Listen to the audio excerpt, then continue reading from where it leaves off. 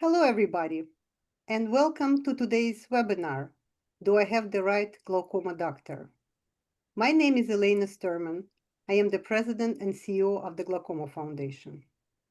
Glaucoma is a complex chronic disease requiring a long-term relationship between a doctor and a patient. Patients may have many questions about their condition and many decisions to make in a course of treatment. Today, Doctors John Berdahl, Murray Fingeret, and glaucoma patients and advocates Patricia Lee Caulfield and Mitch Hill are here to share their perspectives on what makes a successful doctor-patient relationship. They look forward to answering your questions at the end of the webinar. So please use the chat button or Q&A button to pose your question, and we'll do our very best to answer as many questions as we can at the end. Before we begin, I would like to introduce you to our speakers today. Dr. John Berdahl is a board-certified ophthalmologist, widely regarded as one of the leading international cataract surgeons. He is one of the very few surgeons in the United States who is also fellowship trained in cornea, glaucoma, and refractive surgery. He has been involved in numerous FDA-monitored clinical trials as some of the most exciting technologies in ophthalmology. He also founded Balance Ophthalmics, which is developing the first non-surgical, non-pharmacological way to lower eye pressure for glaucoma treatment. As a clinician, his primary driver is the trust that people place in him, particularly meeting his patients in their moments of vulnerability and putting their needs first. Dr. Berdahl is a board member of the Glaucoma Foundation. Dr. Murray Fingeret is a clinical professor at the State University of New York, College of Optometry, and was chief of the optometry section, Brooklyn St. Albans campus, Department of Veterans Administration, New York Harbor Healthcare System from 1983 to 2020. He was inducted into the National Optometry Hall of Fame in 2019. He's a fellow of American Academy of Optometry, Silver Fellow of the Association of Research in Vision and Ophthalmology, and a member of American Glaucoma Society and the American Optometric Association. Dr. Fingeret is a founding member and past president of the Optometric Glaucoma Society and currently the president of Optometric Glaucoma Foundation. Dr. Fingeret has been the member of the Glaucoma Foundation board for 35 years and is a member of the Foundation's Medical Advisory Board. As a visually impaired artist, Patricia Lee Caulfield raises awareness about glaucoma and other diseases that cause vision loss. She works primarily in mixed media. Pat was the keynote speaker at the Autumn Social for TGF in October 2024 and a panelist for 2025 think tank for the Glaucoma Foundation. She contributes her artwork annually to TGF's online fundraiser, the Art Challenge, that's being held later this month. She recently found her own nonprofit, Inside Arts, to promote the artwork of visually impaired artists. Her first public show will run for 6 weeks in York, Pennsylvania, next May. Mitch Hill is one of the newest members of TGF Board of Directors, joining us after his retirement as CFO of Inari Medical Inc. at the beginning of the year. Mitch was diagnosed with low-tension glaucoma and has lost significant peripheral vision in both eyes. Mitch is a strong advocate for annual eye exams, patient education, and glaucoma research. So we have a great group for you. We will start our presentation with Dr. Murray Fingeret. And let's begin. Thank you. And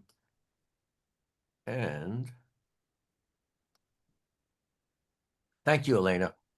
So I'm going to welcome everybody. And I found this, I find this a fascinating topic. So as starting off, I'm going to give a little background that more is general and then go into slightly more into the glaucoma world. Why the right doctor matters? Well, it's going to impact the accuracy of the diagnosis, going to affect the effectiveness of therapy, improve comfort that you'll have in discussing issues with your doctor. And at the end of the day, it's going to influence the health outcomes. Signs you have a right doctor. Well, a good doctor is going to listen and doesn't interrupt, makes eye contact, communicates clearly, respects your input, involves you in decisions. Very important. Doesn't talk down to you. Will be available and responsive within reasonable times. It's going to provide good follow up. If you have a question, we'll be able to return your phone call or emails again within a reasonable period of time. And you're going to, have comfort in this doctor, and you're going to feel safe and respected. Red flags. Well, there are doctors that, won't take your concerns seriously. Don't listen to you. When you're in the midst of an appointment, you're rushed. You feel rushed. Talks down to you. The staff also may be rude. The office appears to be disorganized, and you leave at the end. You leave not having your questions answered, confused, even dissatisfied. So communication as a quality for the right doctor is really important.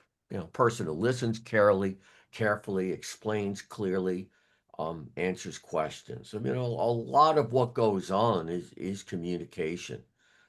It's going to respect your input, your preferences, will be accessible, and you're going to trust. Okay. Well, what are the reasons why you may select a doctor? And there are different ones. One is health insurance.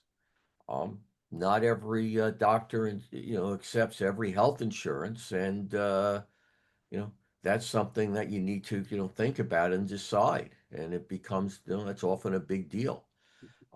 Often, also look at reviews and ratings. Um, And the thing about reviews, I mean, there are a lot of websites now that review doctors and rate doctors, and you need to look for consistent patterns, not just one patient who had a bad outcome or is dissatisfied. There has to be a consistent pattern because, you got to always look at those, be careful in the reviews.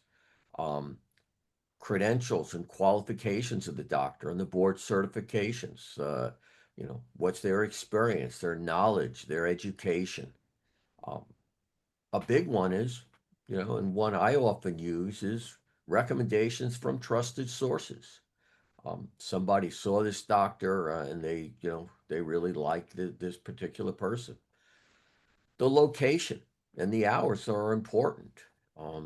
Could be, can have everything checked above, but if the person is not near you and not going to be able, and glaucoma being a chronic condition, you're going to have difficulty getting back there. Um, that may be a problem, and even the ease of getting an appointment. So as we get into more specifics, the question often is, why are you seeking a glaucoma doctor? Or are you not? Are you just seeking an eye doctor? And that becomes important. I mean, were you told you had high eye pressure? Who told you? Um, you know, because as you'll see, there are different. I'll talk about in a second. There are different levels of specialty within, that may of doctors who may manage glaucoma. Um, and I'll come back to that. Or is it that you have more of non-specific eye problems? You notice your vision reduced. How reduced? Um, is this for a cataract and not glaucoma? Because that gets to the next question of how do I know I have the right doctor? And I subtitle this: Does the doctor have to be a glaucoma specialist? Well, if so we have optometrist and general ophthalmologist and glaucoma specialists, and there's a tier there. Um, all can diagnose and manage glaucoma. Some patients are confused about optometrists and their scope of practice. And optometrist in every state is licensed to treat glaucoma. they not do surgery, but can are licensed. And if it's a question of just needing an eye exam, or you were told you have ocular hypertensive or what we call a glaucoma suspect, any of the doctors comes in, and that comes down, could be fine, and that comes down to access. Um, how soon do you need, do you need an appointment? Um, and sometimes you may have to wait months. Is that okay? I mean, so so that's all part of the conversation. I think some of the folks on this call, because have glaucoma and have significant glaucoma, where in this case, if surgery is a consideration, well, that's where most of the time that's going to be a glaucoma specialist, not even a general ophthalmologist. So it comes down to what's the problem. Um, if it is glaucoma, what's the severity? Um, and and then is surgery a consideration? So those are my thoughts with that, and we'll come back and talk about that a little bit more. And let me turn this now over back to Elena, and Mitch to keep the conversation going. Thank you very much, Murray. Uh, Next, we'll hear from a patient advocate, Mitch Hill. Great. Thank you, Murray. Appreciate your comments on that. I'm grateful to have the chance to be here with the Glaucoma Foundation and with Murray and John and with Pat to talk about this really important question. As Elena mentioned in my introduction, I'm a normal tension glaucoma patient. I was diagnosed in 2017. Actually, I had cataract surgery in 2009. So I was an early onset cataract patient in my 40s. I suspect I may have had glaucoma at that time, but no one was really looking for it. So one of the first things that you should think about when somebody says the word glaucoma in an eye appointment is you should ask a lot of questions in terms of what type of glaucoma do I have. I always thought glaucoma, there's just one kind, but it turns out there's several different, sort of varieties of the disease. The most common there at the top is the primary open angle. And as I mentioned, the less common are listed there. The second one down there is the normal tension or the normal eye pressure glaucoma. One of the reasons I suspect that my glaucoma advanced fairly far before I was diagnosed is that I was seeing an ophthalmologist. My intraocular eye pressure was normal and my peripheral vision was declining. And the ophthalmologist didn't necessarily put two and two together to say, hey, this guy's got glaucoma. So, and there just on the far right, you can see the number of people who have glaucoma, estimated in the US around 4 million people. The glaucoma specialist question, and I ended up with a glaucoma specialist because of the sort of unusual variety of glaucoma that I have, to the point that Murray was talking about a moment ago. But something I would do, these are three suggestions, that I would make about it. One is just study up. So you're going to need to learn more about glaucoma than you probably ever, thought you would. There are all kinds of information resources out there that can be really helpful. The Glaucoma Foundation is a really amazing resource with lots of different, educational opportunities, including webinars like this one. As well, there are lots of social media support groups, for different types of glaucoma. Second one, and I think Murray talked about this a moment ago, is just be prepared to ask a lot of questions. Your glaucoma specialist, your glaucoma appointments, obviously your doctor is limited in terms of his or her, time that they can spend with you, but ask if the practice has a patient advocate or a nurse that you can also talk to who can help answer your questions. The reason I would consider seeing basically a second opinion and potentially switching physicians would be this last comment here.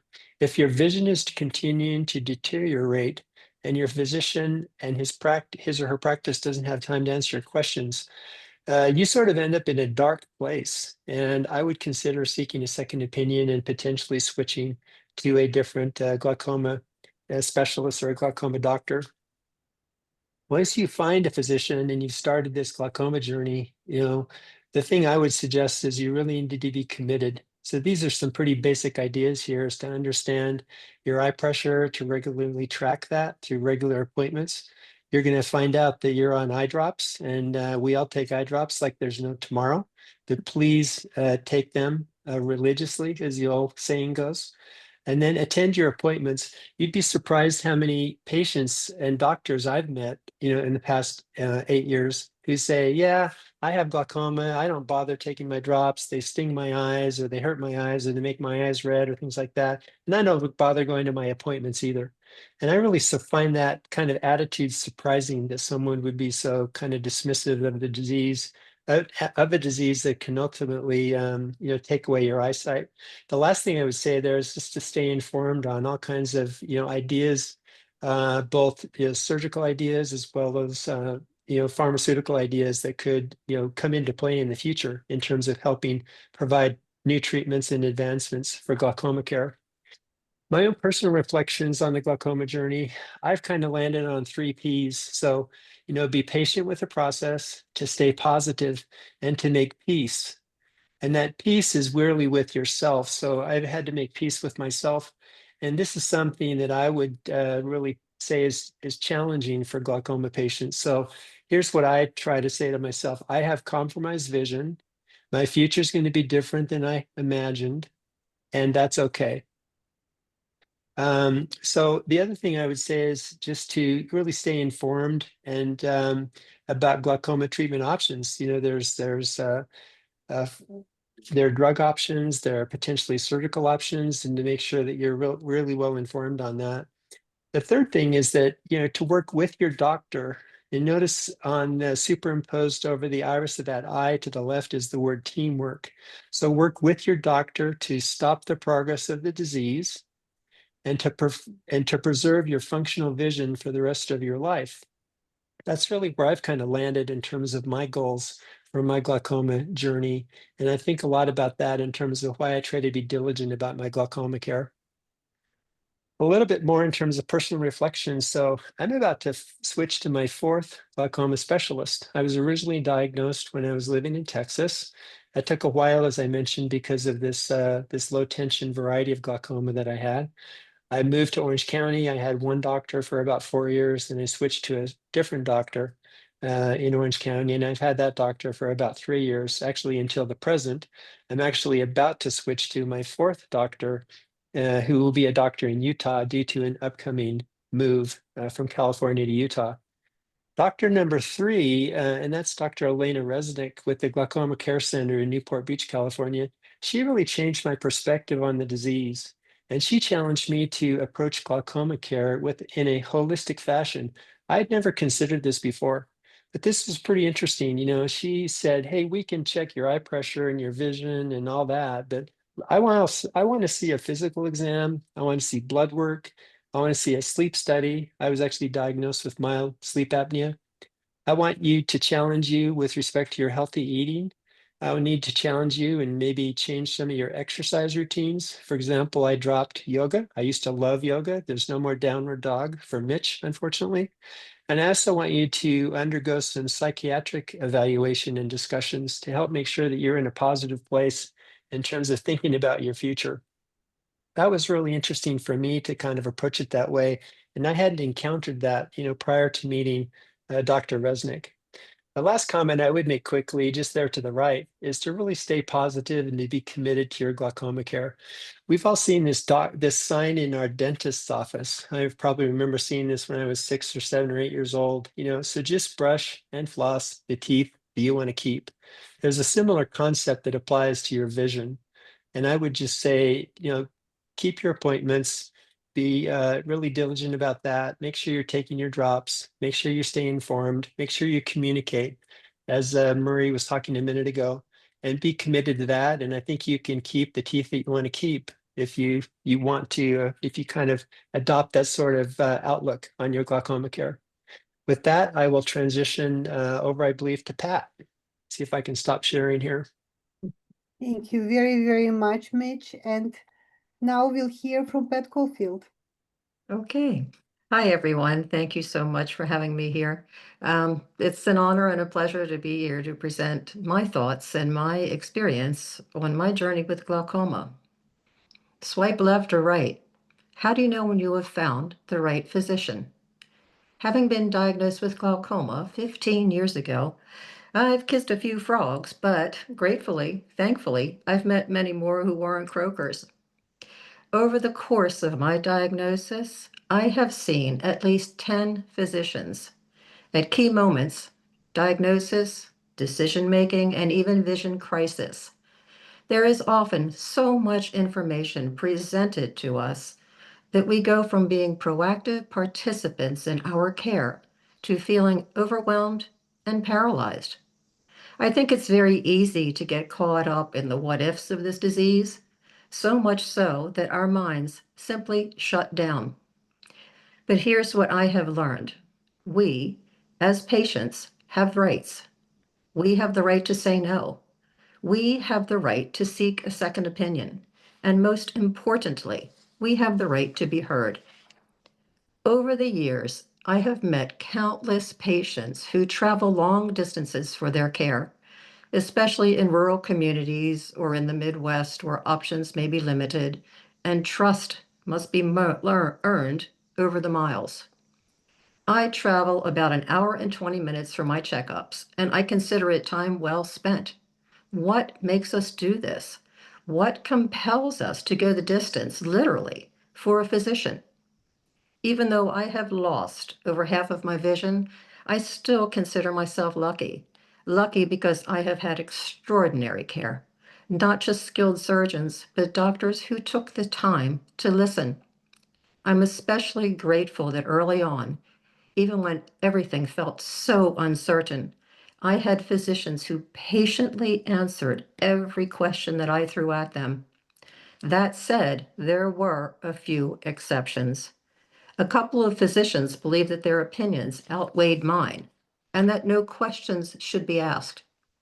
At the time, I was really scared to walk away because I didn't know enough about glaucoma or what would happen next. But I chose to leave and find someone else. And even when my pressures spiked and my vision declined, I put my faith in my new physician because I could see that for him, medicine was more than a profession, it was a calling. He connected with me, and I felt heard. Years later, I saw this same doctor at a fundraising event, and I hadn't seen him since he had moved back to the West Coast after performing my Barvelt shunt surgery. 10 years had passed. I walked up to him and said hello, and he smiled back and said, "Oh, of course, the kitchen and bath designer." I was floored, absolutely floored. After hundreds, if not thousands of patients and surgeries, he still remembered me. That kind of connection stays with you. While small gestures matter deeply, choosing the right physician ultimately comes down to the care itself. A solid glaucoma specialist will insist on a comprehensive eye exam, visual field testing, pressure checks, retinal and optic nerve scans, and most importantly, reviewing the results with you. There's a lot of attention on intraocular pressure, but many patients truly don't understand what those numbers mean. Do you know what your target pressure is? Do you know why it matters? Do you know what causes pressures to rise? These are questions that your physician should answer at the outset, but it's also on us to be informed. Physicians may change over the course of our journey, but our knowledge of the disease stays with us. Understanding glaucoma means understanding the eye and know the disease, the impacts of it. When you walk into your appointment, you will likely interact with a technician, a fellow, or a resident, and then your doctor. That's a lot of shifting.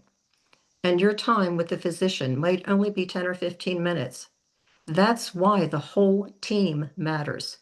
Before choosing a provider, visit their hospital or clinic website. Read their bios, look at their experience, their research, and how they present themselves to patients. At my current and very large facility, I still feel like my treatment is personalized, and that's no accident. Glaucoma is a serious, life-changing disease. It's also misunderstood. Some believe it's minor, but to those of us living with it, well, we know better. I've experienced significant vision loss, endured years of surgeries, and yet I count myself fortunate. Why? Because I've had physicians who treated me like a partner in my own health care.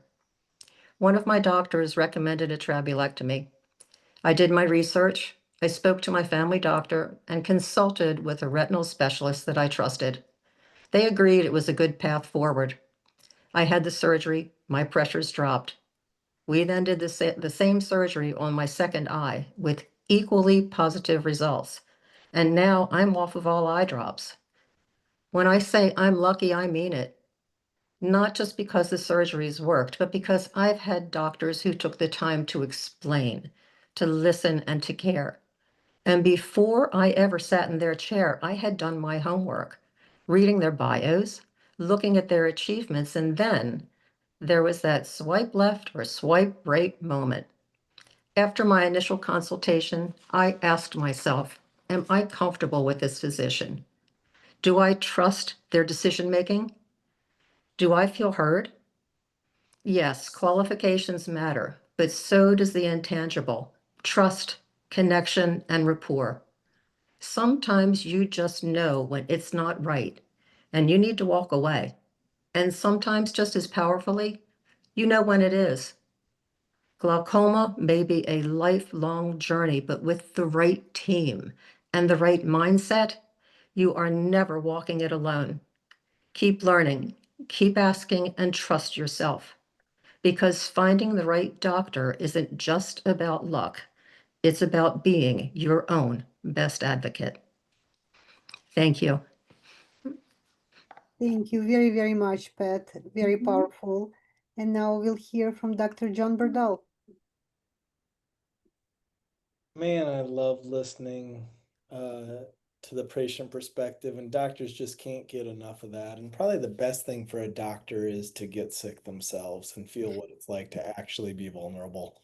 And then, that probably wears off over time. And so we should probably get sick about every 6 months, because that's probably about how often it wears off. So do I have the right glaucoma doctor? Let's talk through this. I'm going to give you all of mine up front and then expound on them. So I call this the grade 8 with an AI created 8 with an eyeball in it. The grade 8, number 1, you got to care. Number 2, your doctor needs to be an extra miler. They have to be competent. They have to be competent, and they have to be confident, so you actually believe them. They have to be available, take a modern approach to care, clearly answer your questions, and specifically this one, what would you do if it was your eye? And then finally, not be afraid of a second opinion. So let's dive into these. This is my grandma. She's my number one hero in life. I lived with her for a year when I was in first grade. She was a nurse. She said, John, patients don't care what you know until they know that you care. And I think that Patty was talking about that it really, really matters if you actually care. That's why we take the oath to put patients in front of our own needs. And I don't think that this one can be overstated in why I put it first, because it'll drive everything else. It'll drive if you work on your craft, if you go the extra mile, etc. And it's the humanness of medicine. So number 1, if you don't feel like your doctor actually cares about you, you're in the wrong spot. Extra miler, what separates doctors is not how they handle the 90% of typical stuff. Lots of people do great cataract surgery. Lots of people do great glaucoma surgery. Lots of people do good glaucoma evaluations. It's what do you do when it's that 5 or 10%, the really tough case, the insurance that's squabbling, the need to find appointments within, a patient living their life too. Do you find a way? Do you do the extra work to get that patient what they needed? 90% of the time, it just fits into our system that's designed to take care of these patients. But 5 or 10% of the time, it doesn't. And that's what separates doctors. And if you don't have a doctor that's willing to do that little extra for you, don't be a pain in the butt, but but be a person that is reasonable. And when you have something that's an extraordinary circumstance, share that with your doctor and see if they'll do that extra work. How do you determine if your doctor is actually competent? This is one of the hardest ones. I think there's limited value in the last one, reviews, but there's some. If they're inconsistent, that's okay. But just like any other review, doctors can get a whole bunch of people to review them and ask their happy patients to review them and, juice the channel. And and I don't know, when's the last time you left a happy review just because you were happy? Every once in a while. But most people are like, I'm pissed off, and the only move I have is to tell the world how mad I am. So just take those with a grain of salt. But here's where you can get in good information. Ask a nurse that works with the doctor, and don't let them say they're all good.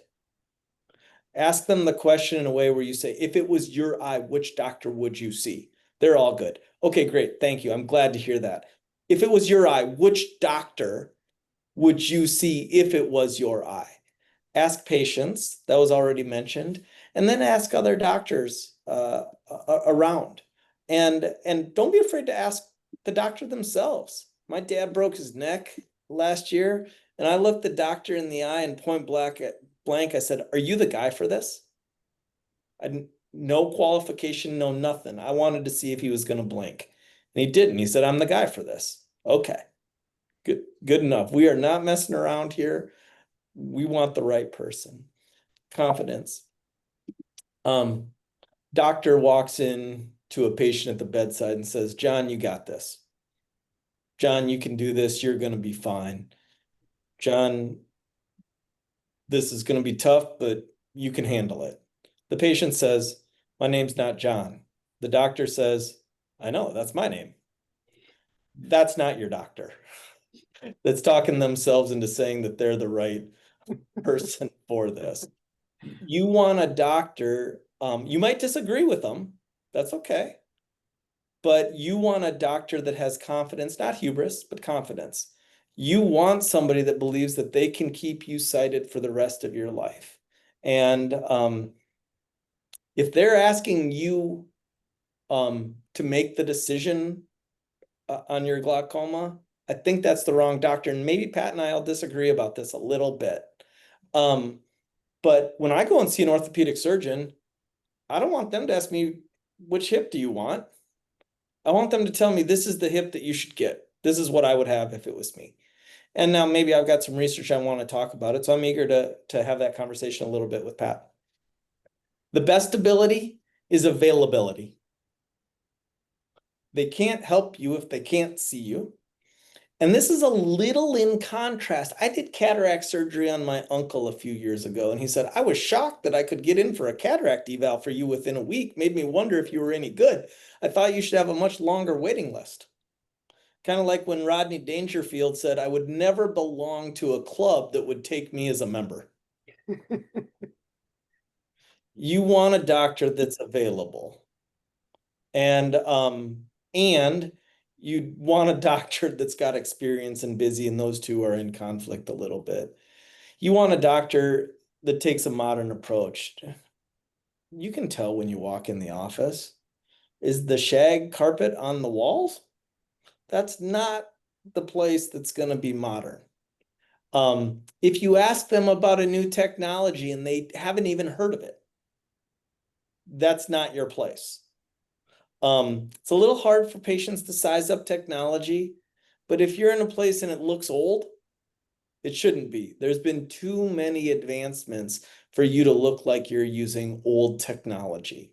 And if they don't really care about older technology or the upkeep of the place that you're in, it's a sign, not for sure, that they don't pay attention to the details. This is the best question in all of medicine. What would you do if it was your eye? If a doctor can't answer that question, you're not with the right doctor. Now, sometimes it's a jump ball. Okay, sometimes it really is a jump ball. And In those rare situations, I'll say, look, I really am on the fence here. Usually I try to give a clear recommendation.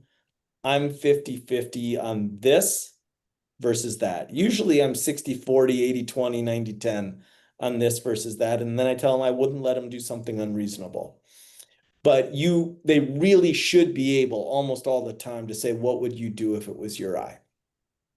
And then finally, not being afraid of a second opinion. That's just a lack of confidence if someone's afraid of a second opinion. And now there's kind of two types of second opinions, maybe three. One where I'm just going to go to find the doctor until they tell me what I want to hear. That's probably not right either. Then there's, I want to just have somebody else make sure that what I'm doing is the right thing and excuse me, double check. And there's actually some online services, one of them Expert Opinion, that I'm involved in, where doctors can get an opinion from another doctor on a tricky case. And then there's the second opinion of whether I really want a different doctor or not. Regardless, I find that patients worry way too much about my feelings. My feelings don't really matter in the interaction. It's whether or not you feel like you're the right person. And by the way, I do not want to do glaucoma surgery on somebody that isn't convinced that I'm the right person for them, because they don't always go perfectly. And if you didn't have pre-trust, we're in a bad spot. So with that, I want to say those are my grade 8. I'll just put them up maybe one more time here at the end.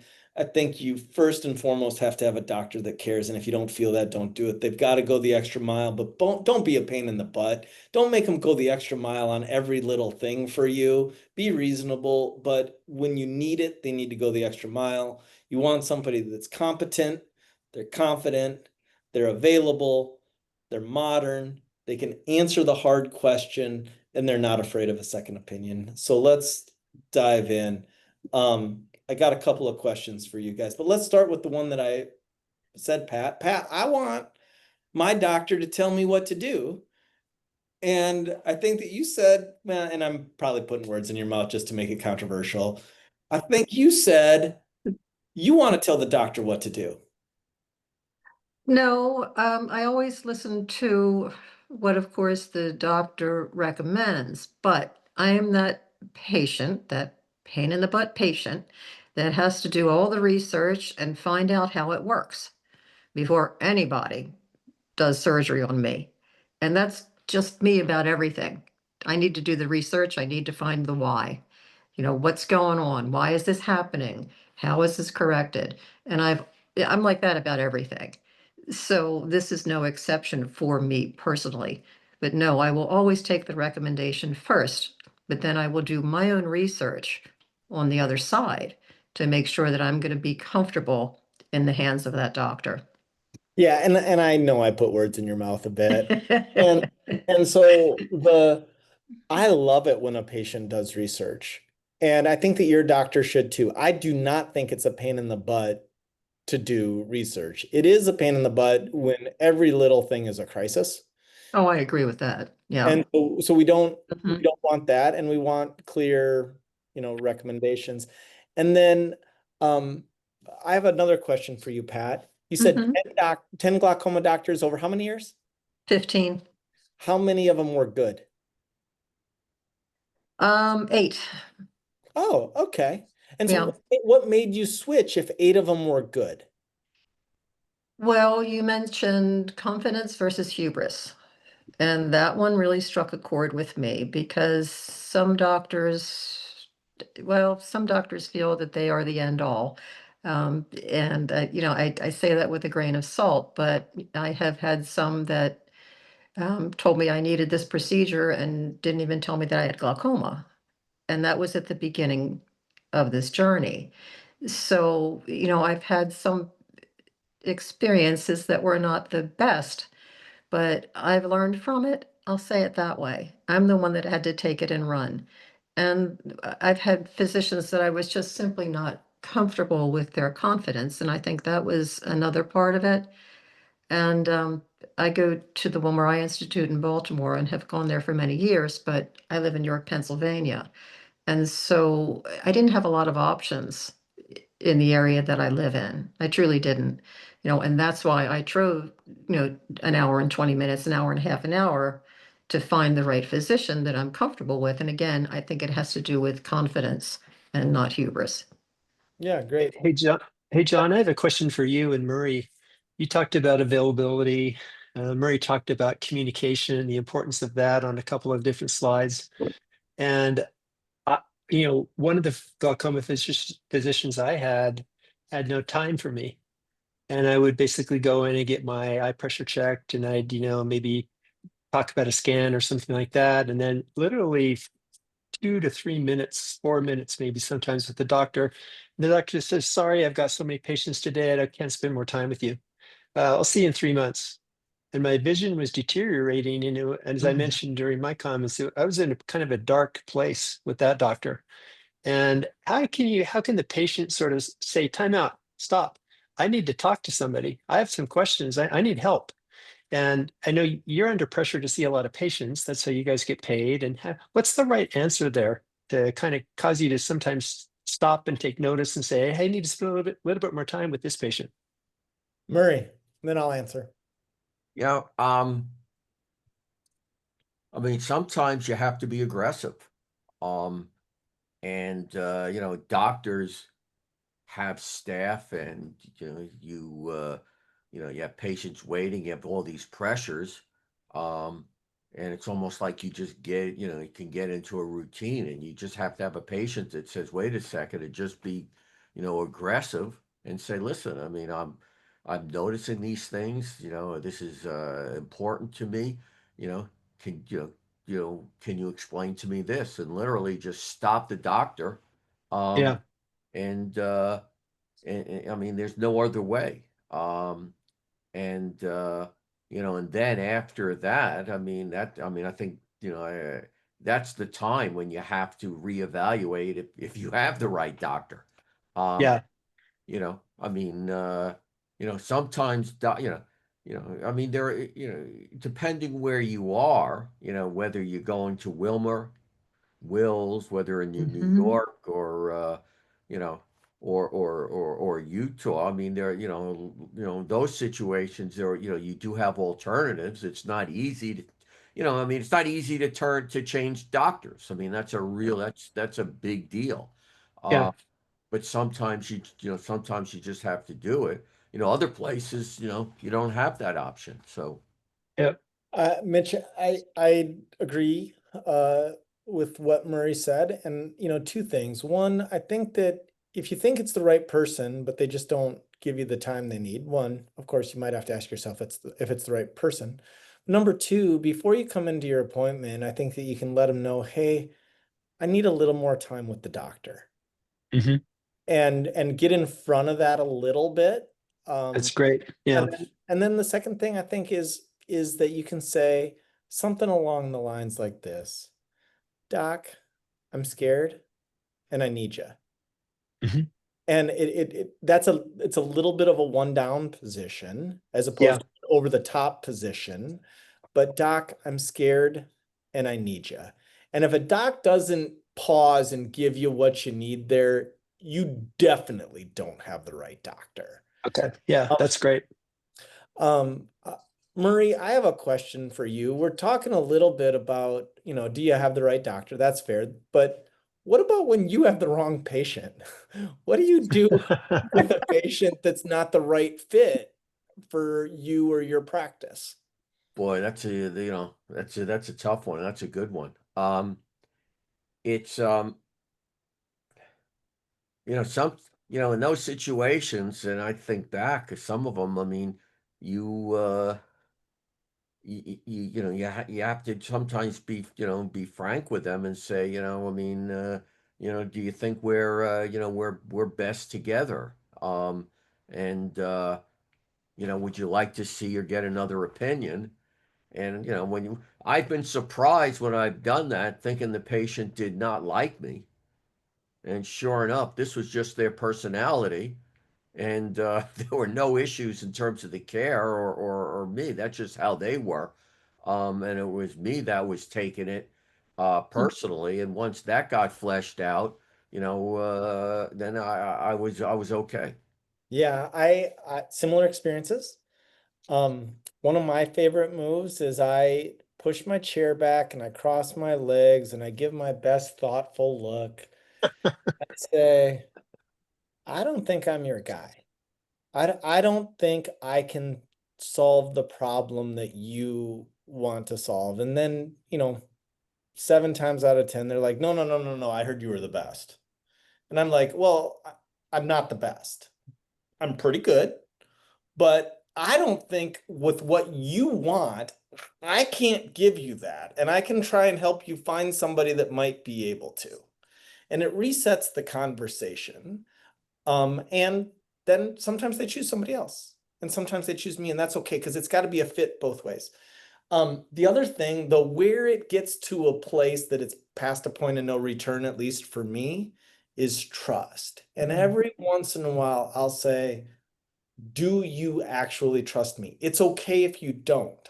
I need to know. So, because this relationship only works if it's a trust-based relationship. And if not, we need to if I've lost that with you, we need you to see somebody else. And there is a two-way street, although medical school tried to train the humanity out of us. Most of us still have a little bit of it left in us, and we're humans on the other side of the equation too. Mitch, you talked about Dr. Resnick and how she took a more holistic approach to your care.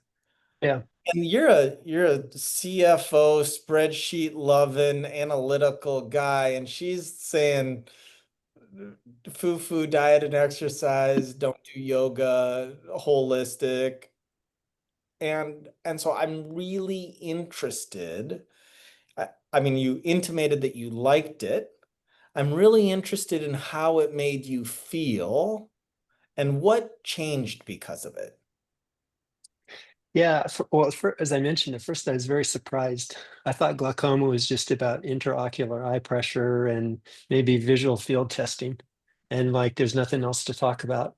And when she brought up all this other stuff, I questioned her and I said, "So why are we talking about exercise and diet, and why are we talking about sleep apnea and stuff like that?"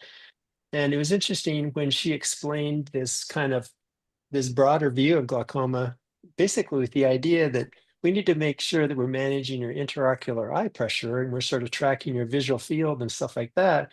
But ultimately, there are perspectives on glaucoma which have to do with the availability of oxygenated blood to the back of the eye, and your eyes sort of the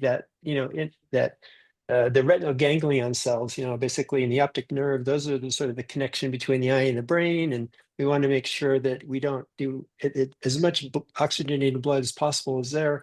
And she helped me kind of have a whole broader perspective on what the disease is all about.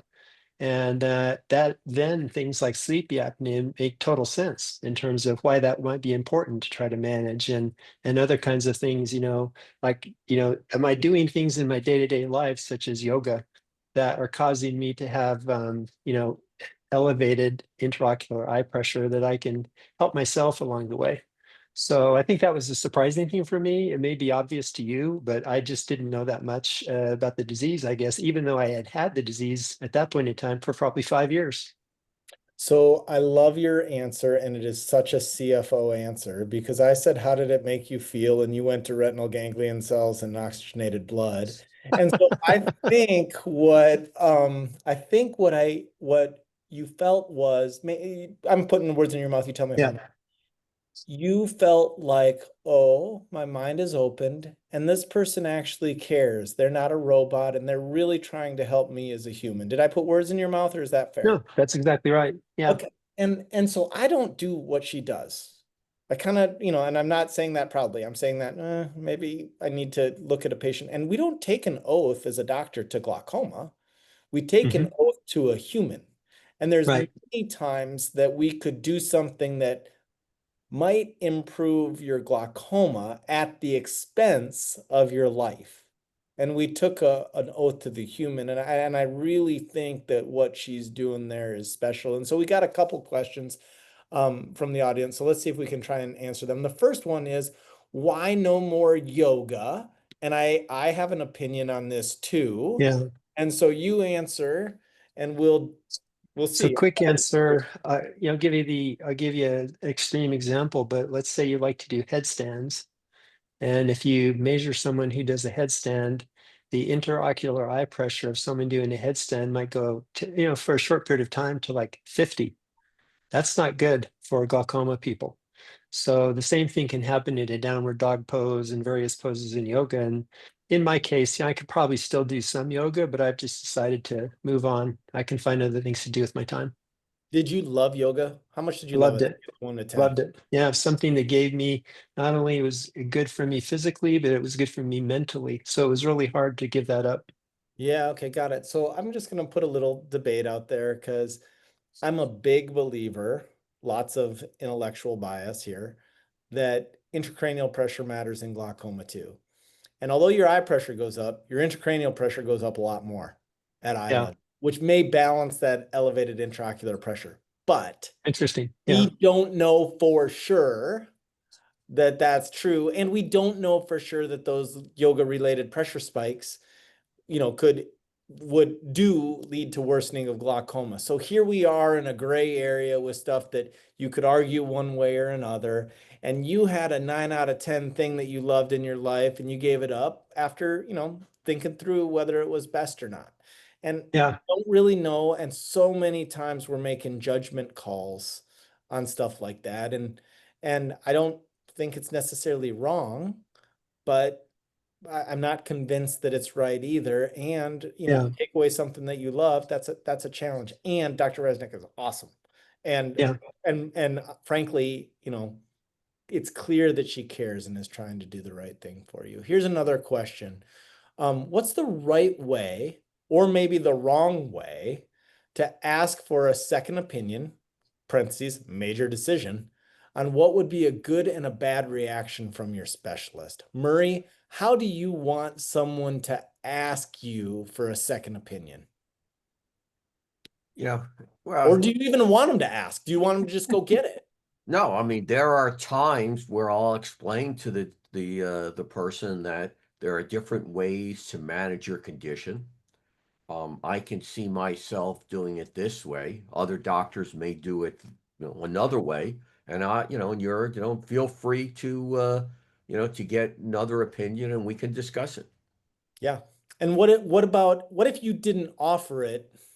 How would you want them to ask? You got a patient, they're well treated on their glaucoma, but they're nervous and they want a second opinion, but you got them well under control. How do you want them to ask you about it? Well, I mean, usually they would come back and say, my wife wanted me to get another opinion, which means they often it was them, but often that's how it comes in. Blame it on the wife. And that's because Always. that's often what you hear, because they don't want to, they don't want it. And I'll say fine. I mean, what was the feeling? What was the outcome? Um, and there are times where I disagreed, and I'll try to educate the patient and say, well, this is why I think my way may be the better way, and we'll go from there. Yeah, and for me, I kind of alluded to this before. Don't worry about our feelings. I mean, be nice. Don't be mean, but don't worry about our feelings. Doc, um, I want to, I'd like to get a second opinion. I'm just scared about my glaucoma. Yep. Will you share your records? Doc, my wife wants me to get a second opinion. She's scared about my glaucoma. Can we get our records? Um, Uh, but it's okay. And frankly, it's okay if you just go get a second opinion without telling yeah, your records are yours. We have to provide them to you. I think it's courteous to tell us, but you don't have to. So yeah, we exist for you. You don't exist for us. So if we're not the right yep, person, I don't think that many doctors say, I want to keep a patient that doesn't want to be with me. And you also don't have to worry about if you get a second opinion and you didn't like them coming back. Yeah. You don't have the right doctor if that's a problem. Yeah. Hey, John and Murray, I got another quick question for you. What if you've got a patient whose vision is continuing to deteriorate because of glaucoma, and you talk to them, let's say they're just on drops, and you talk to them about their how are they kind of dealing with it, and they say, "Well, I don't bother taking my drops, they hurt my eyes and they've my eyes red."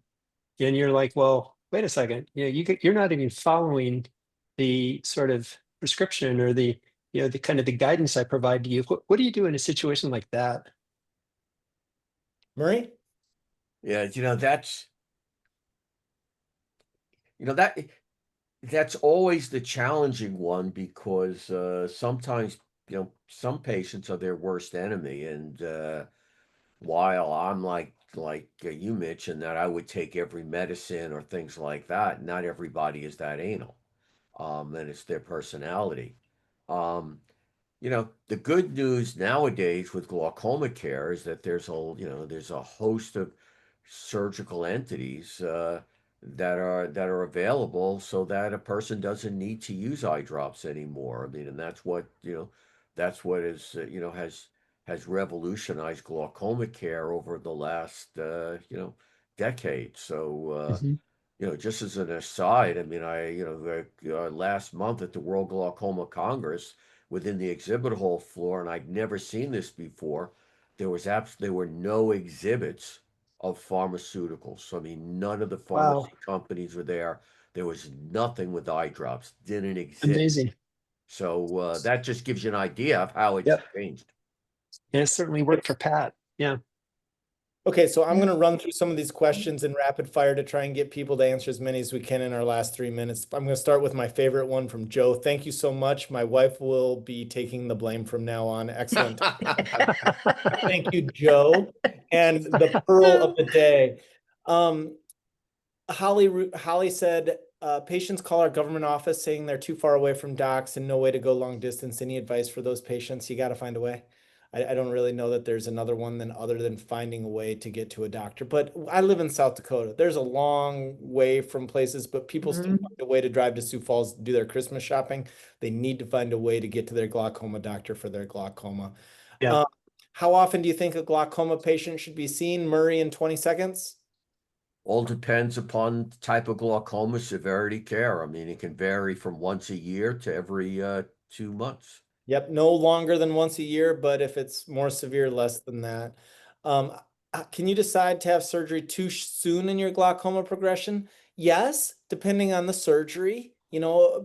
Pat had one of the most aggressive surgeries we do that has meaningful risk to it. Don't have a trabeculectomy as your first step, but Right. there are surgeries that are effective, but much less effective than a trabeculectomy, but they're very, very safe. Okay, let's see. I have glaucoma and still do yoga, but no inversions. Just be mindful. I tell the instructor that I have limitations. If they are professional, they understand. How do you Yep. feel about hot yoga, no inversions? Mitch, our hot yoga expert. I loved hot yoga and I just decided to move on, but I understand that, I can sympathize with that patient who would still choose to do it. I don't think it's a problem.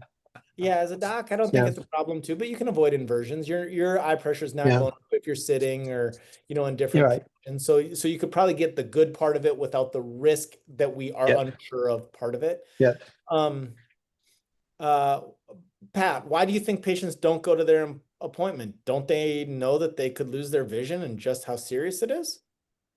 I think, as I said earlier, there's such a misconception about glaucoma. People just kind of wish it would just go away and just don't follow up. And I know that that's easy to do, but you got to follow through and you got to go to the appointments and you've got to take the drops, even though I've been through every single drop ever made. Not kidding. And it's difficult, but I think people just feel or hope that maybe it'll go away. And that's where it comes into misconception. That's just not the case. Yeah. And the other thing is that we're humans, and I know I'm Yeah. supposed to exercise, and I don't. And I know how serious it could be, and I still don't. Yeah. Well, Yeah. please exercise. And with that, we've reached the end of our webinar today.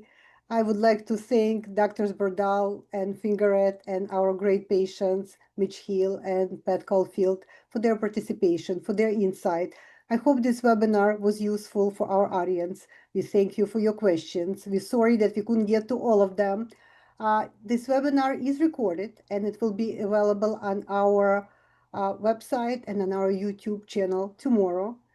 Please stay connected with the Glaucoma Foundation for important information for webinars like that, and please continue supporting us.